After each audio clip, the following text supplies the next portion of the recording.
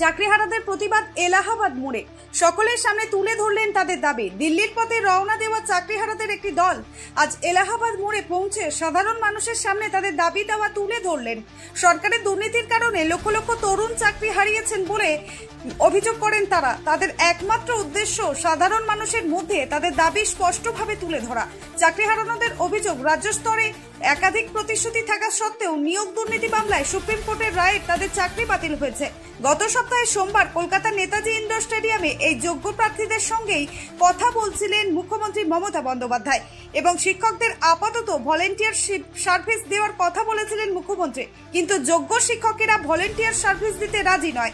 তাদের মূল দাবি চাকরির স্থায়িত্ব, নিয়োগ প্রক্রিয়া পুনর্বহাল এবং চাকরিহারাদের পুনর্বহাল করা হোক।